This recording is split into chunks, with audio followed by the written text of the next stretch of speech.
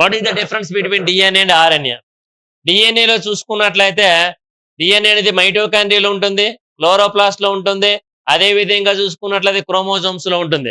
కానీ ఆర్ఎన్ఏ అనేది సాధారణంగా రైబోజోమ్స్ లోనే ఉంటుంది.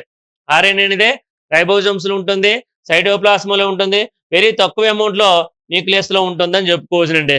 అయితే డిఎన్ఏలో సాధారణంగా present in cell is constant అండి. ఇక్కడ స్పెసిఫిక్ గా డిఎన్ఏ ఉంటుంది. ఆర్ఎన్ఏ అనేది వేరియబుల్ ఇన్ డిఫరెంట్ సెల్స్, వివిధ రకాల కణాల్లో ఉంటుందని చెప్పుకోవచ్చు. డియాక్సీ రైబోసుగర్స్ ఉంటాయి, రైబోసుగర్స్ అనేవి ఉంటాయని చెప్పుకోవచ్చునండి.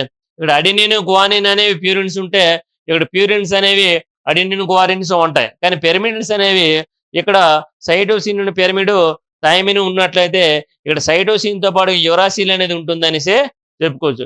ఇట్ హ్యాస్ 2 పాలిన్యూక్లియోటైడ్ స్ట్రాండ్స్ అనేవి ఉంటాయి, డబుల్ హెలిక్స్. ఇది single strand, single nucleus, only polynucleotide strand మాత్రమే ఉంటుందనేసి చెప్పుకోవచ్చునండి.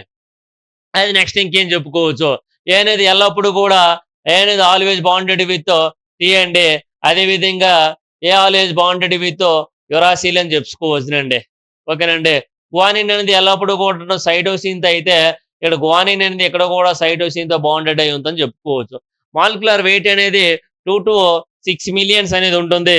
ఇక్కడ 2 మిలియన్స్ మాత్రమే ఉంటుందని చెప్పుకోవచ్చునండి. అయితే డిఎన్ఏ అనేది లీనియర్ గా ఉంటుంది, సన్నగా పొడవుగా ఉంటుందని చెప్పుకోవచ్చునండి. డిఎన్ఏ నుంచి ఎంఆర్ఏ అనేది ఏర్పడుతుంది.